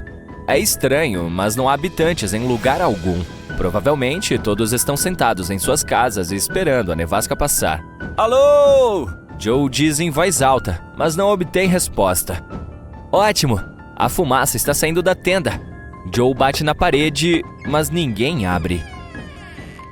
Então bate mais algumas vezes e entra. A pequena tenda está vazia. Todas as coisas estão em seus lugares. Há um pedaço de tecido com agulhas e linhas sobre a mesa. A lenha está fumegando na lareira. Parece que as pessoas acabaram de deixar esse lugar. Joe entra na tenda seguinte e vê o mesmo quadro. Tudo está no lugar, mas não há ninguém. Joe passa pelas tendas e vê um poço onde antes havia uma fogueira. Há uma corda acima dela, com a carne que os inuites estavam cozinhando pendurada nela. Por alguma razão, eles não a comeram. O lago Anjikuni faz parte de uma cadeia de cursos d'água. Ali, os habitantes locais pescavam e comercializavam vários produtos. Normalmente, há muitas pessoas, mas agora algo as obrigou a sair de suas casas. Por que elas deixaram suas coisas para trás e para onde foram? Não há rastros ao redor da aldeia. Todos os trenós estão no lugar. Os inuites até deixaram seus cães, que os ajudam a caçar e a andar de trenó. Ninguém abandonaria roupas quentes e cachorros ao ir embora, especialmente em condições climáticas adversas. Joe Labello sabe de tudo isso e conclui que algo terrível aconteceu. Seu corpo está tremendo, não de frio, mas de medo. Depois de percorrer todo o assentamento, ele não encontra uma única alma viva. Aterrorizado, sai da aldeia, dirige-se ao posto telegráfico mais próximo e envia uma mensagem à polícia. Depois de um tempo, mais e mais pessoas chegam. Os policiais estão tentando encontrar rastros de desaparecidos e descobrir o que aconteceu, mas não há nada. Perto da aldeia, encontram um túmulo vazio. Durante a cerimônia, os inuites puseram pedras ao redor do local do enterro. As rochas cercando a cova aberta permanecem intocadas, o que significa que não foi um animal que a desenterrou. Mas quem ou o que precisava dela? Cerca de 30 moradores viviam na aldeia e todos desapareceram. Os dos vilarejos vizinhos não podem ajudar, pois não têm ideia do que aconteceu. A única coisa que a polícia notou foram luzes azuis incomuns. Nessa área, As luzes do norte são um fenômeno comum. Quem vive ali vê regularmente um brilho no céu estrelado. Mas a polícia viu outra coisa: luzes azuis pulsantes. Além disso, outros caçadores testemunharam algo semelhante. Eles dizem que algumas coisas estranhas estavam voando no céu. Tudo isso ocorreu em 1930. Já se passaram mais de 90 anos desde o desaparecimento da aldeia e várias teorias foram criadas. A mais popular é um ataque de uma civilização extraterrestre. De acordo com ela, as luzes azuis no céu que os habitantes locais e a polícia viram eram naves espaciais. Há quem acredite que, em uma noite sinistra, essas naves voaram até o assentamento e levaram todas as pessoas. Além dessas versões de ficção científica, havia também outras mais realistas. Os usuários da internet descobriram que Joe Labelle não tinha licença para caçar. Talvez ele não fosse um profissional e tenha inventado tudo. Mas naquela época, muitos caçadores não tinham licença, portanto, as palavras de Joe podem ser verdadeiras. Mas se tentarmos descobrir de onde vieram todas essas informações, veremos que as fontes primárias foram livros e alguns artigos de jornal da década de 30. Mas nenhum pode confirmar se a misteriosa história do lago Anjikuni é verdadeira. Talvez tudo tenha sido inventado. Agora vamos deixar as neves do Canadá e seguir para as planícies quentes da Índia. Nesse grande país, há um vilarejo sinistro onde as pessoas também desapareceram sem deixar rastros. Isso aconteceu na primeira metade do século XIX. Mesmo assim, os habitantes locais evitam esse lugar até hoje porque acreditam que forças malignas invisíveis vivem lá. Vamos dar uma olhada e descobrir o que aconteceu com Kuldara. Ele fica no distrito de Rajasthan. Para chegar lá, é preciso pegar um táxi direto até a cidade ou vila mais próxima. O vilarejo fica longe de outros povoados e parece deserto. Há apenas ruínas.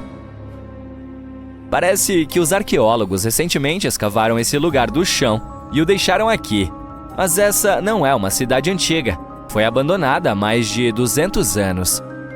Porém, até aquele momento era próspera. Kuldara era um vilarejo grande. Seus habitantes eram, em sua maioria, agricultores. Eles vendiam seus produtos agrícolas. E então, em uma noite, tudo mudou. As pessoas abandonaram suas casas e coisas e fugiram de lá. Ninguém sabe por que fizeram isso e nem para onde foram. Nunca mais os moradores de Kuldara foram vistos. Além dos turistas, quase ninguém vai para lá. Os habitantes locais têm certeza de que o vilarejo é amaldiçoado e um centro de atividades paranormais. Se você perguntar aos de outras cidades próximas ou ler as informações na internet, conhecerá algumas lendas sobre esse local. Uma versão popular diz que as pessoas deixaram o lugar por causa da falta de água. Entretanto, essa versão não explica por que os moradores fizeram isso durante a noite e abandonaram seus pertences. De acordo com outra versão, os aldeões escaparam para salvar a filha do chefe Kuldara. Um governante local se apaixonou e queria se casar com ela. Ele ameaçou os habitantes dali com graves consequências se a moça o rejeitasse e lhes deu um dia para tomar uma decisão. Os moradores discordaram de tal exigência. Como sinal de solidariedade, decidiram deixar a aldeia junto com o chefe e sua filha. Mas se isso é verdade, por que ninguém mais viu essas pessoas? Elas devem ter fugido para outro assentamento. Além disso, precisavam de seus pertences no caminho para lá. As histórias de Kuldara e do lago Anjikuni têm uma coisa em comum: o abandono de um lugar confortável e seguro por um motivo desconhecido. Uma história semelhante aconteceu na Irlanda, em um pequeno vilarejo na ilha de Achill. Cerca de 40 casas simples feitas de pedra e palha estavam situadas ao longo do vale da Baía de Kim. O local foi mencionado em documentos datados da década de 1830 como um grupo de pequenas construções. Hoje, porém, não resta praticamente nada dele, exceto pedaços de paredes e pequenos montes de terra. As pessoas de outros povoados não se lembram desse vilarejo, mas sabemos sobre ele graças aos registros de escritores de viagens que descreveram a incrível beleza desse lugar em seus diários. Os alunos da escola de arqueologia local tentaram encontrar as respostas. Eles iniciaram escavações e descobriram que os moradores poderiam ter deixado tudo para trás por causa da fome ou de alguma doença. Se você já esteve no Parque Nacional de Yellowstone, provavelmente ficou hipnotizado por seus geysers, que expelem água e vapor superaquecidos para o alto. Mas uma coisa ainda mais intrigante está escondida no subsolo. Estou falando sobre aquele sistema de encanamento que torna essas grandes erupções possíveis. Sobre isso, há boas notícias. Recentemente, pesquisadores conseguiram mapear o sistema hidrotermal de encanamento do parque com a ajuda de um imã voador gigante. Como resultado, foi possível documentar todos esses recursos em detalhes impressionantes. Na verdade, Yellowstone abriga o maior sistema hidrotermal do mundo. Ele contém mais de 10 mil recursos, como geysers, pântanos de lama, fontes termais e chaminés de vapor. Eles são alimentados por uma rede de caminhos subterrâneos de água, superaquecidos por magma que flui no subsolo. Isso faz com que a água suba à superfície. Agora, ninguém realmente sabe muito sobre o funcionamento deste sistema. Os mapas recém-criados podem finalmente lançar luz sobre o assunto. Especialistas explicam que Yellowstone tem uma lacuna no subsolo, que é frequentemente chamada de sanduíche misterioso. Os cientistas sabem bastante sobre as características na superfície porque podem observá-las diretamente, e têm conhecimento do que está acontecendo no sistema magmático e tectônico vários quilômetros abaixo da superfície, mas ainda não descobriram o que ocorre no meio. Agora eu preciso falar sobre esse imã voador gigante usado para pesquisa. Conhecido como SkyTem, foi acoplado a um helicóptero e sobrevoou Yellowstone várias centenas de vezes, examinando o solo abaixo. Ele é composto por um loop de fio carregado com 25 metros de largura. Sua principal tarefa é gerar um forte campo eletromagnético. E como diferentes tipos de materiais, como água ou rocha, respondem a esse campo de forma diferente, os cientistas conseguiram criar alguns mapas da subsuperfície pela primeira vez. A técnica de mapeamento também permitiu que os pesquisadores diferenciassem o magma do leito rochoso, pois estes contam com propriedades magnéticas um pouco diferentes. Além disso, a equipe teve a oportunidade de ver como o magma e a água interagem e criam essas características geológicas impressionantes na superfície. Ela obteve mapas de alta resolução a uma profundidade de cerca de 150 e 700 metros e de baixa resolução, mostrando o que está acontecendo a uma profundidade de até 2,5 km. Ao mesmo tempo, os pesquisadores acreditam que o sistema hidrotermal em si pode se estender até 5 km abaixo da superfície. Se estiverem certos, significa que mapearam apenas a metade superior do sistema de encanamento de Yellowstone. De qualquer forma, lembra que eu falei que eles sabem muito sobre a parte inferior do sanduíche de Yellowstone? Os especialistas têm uma ideia tão boa a respeito das placas tectônicas e das linhas de falhas profundas, porque os frequentes terremotos do parque proporcionam muitas oportunidades de estudar diferentes fenômenos. Em julho de 2021, por exemplo, mais de 1000 terremotos sacudiram a área. Hoje em dia, a equipe de pesquisadores sabe muito mais sobre algumas características famosas, como o geyser Old Faithful ou a Grand Prismatic Spring. Os pesquisadores também descobriram que características hidrotermais individuais na superfície podem, na verdade, estar conectadas a outras, além de se estenderem até 9,5 km de distância delas. Mais uma descoberta interessante é que, embora os geysers e as fontes termais de Yellowstone variem em tamanho, forma, cor, volatilidade e composição química, eles são alimentados principalmente por fontes subterrâneas muito semelhantes. Isso significa que a diferença aparece mais perto da superfície. Tenho certeza, você já viu a imagem icônica de Yellowstone com uma grande fonte com as cores do arco-íris laranja ardente em suas bordas. Então, o que torna essas fontes termais tão coloridas? Surpreendentemente, essas tonalidades incríveis vêm de criaturas microscópicas.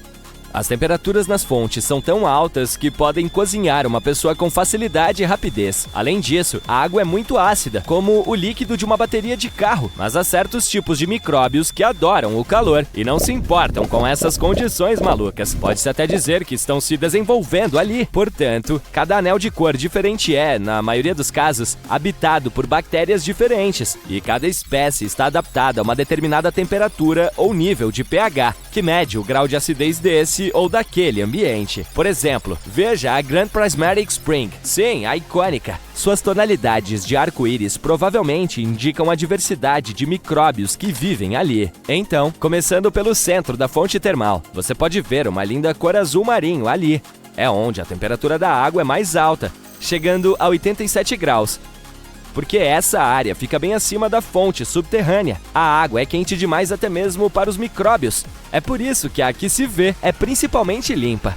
Quanto ao motivo de sua cor azul, é o mesmo que explica o fato de o céu ser desse tom. A luz do sol atinge a superfície da água e se dispersa, mas a azul é a que mais se espalha, sendo refletida de volta para seus olhos. Agora, o próximo anel colorido é o amarelo, tudo graças a certas cianobactérias. A temperatura nele chega a quase 75 graus Celsius. Se as condições na fonte termal fossem um pouco diferentes, essas bactérias criariam uma tonalidade azul esverdeada graças a um pigmento verde chamado clorofila. Mas como a luz solar que incide ali é muito intensa, as bactérias começam a produzir outro tipo de pigmento. Ele é chamado de carotenoide. E adivinhe só, funciona como um protetor solar para as bactérias. E como esse pigmento é laranja, as que são normalmente verdes adquirem uma tonalidade amarelada.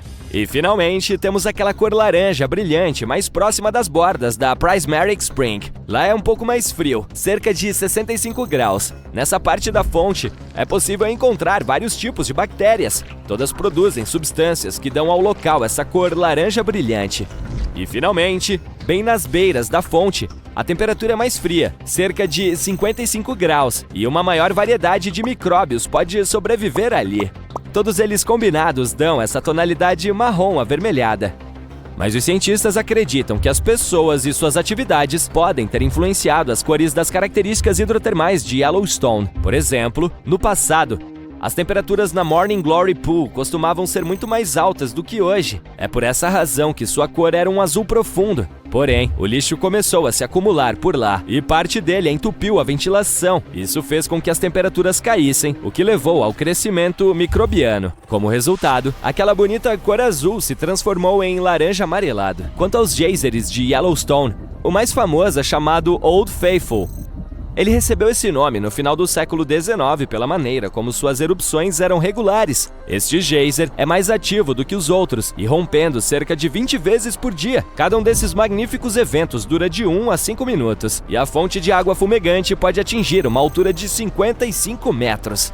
Agora, ao falar do Parque Nacional de Yellowstone, não podemos deixar de mencionar o supervulcão de Yellowstone, certo? Os supervulcões surgem quando grandes volumes de magma estão tentando escapar das profundezas do subsolo. Por fim, irrompem pela superfície da Terra. Às vezes, todo esse magma fica preso, incapaz de atravessar a crosta do planeta. E então, enormes poças de magma pressurizado se acumulam a uma profundidade de vários quilômetros. A pressão continua aumentando porque cada vez mais magma está tentando chegar à superfície. Em um determinado momento, ocorre uma super erupção. Você não quer necessariamente estar por perto para ver isso. Nos últimos 50 anos, a caldeira de Yellowstone subiu quase 2 metros. Os especialistas têm certeza de que esse é um comportamento natural do parque. Os períodos de elevação em forma de domo são seguidos pelo rebaixamento da caldeira. Os cientistas acreditam que o supervulcão não apresenta nenhum perigo no momento. Para que ocorra uma erupção, o magma em seu interior precisa estar pelo menos 50% derretido. Em Yellowstone, esse número é de apenas 5 a 15%. Melhor ainda, um estudo recente fez com que os pesquisadores acreditassem que o ponto quente poderia estar em um estado de declínio no momento, mesmo apesar de toda a atividade de respiração e elevação do domo.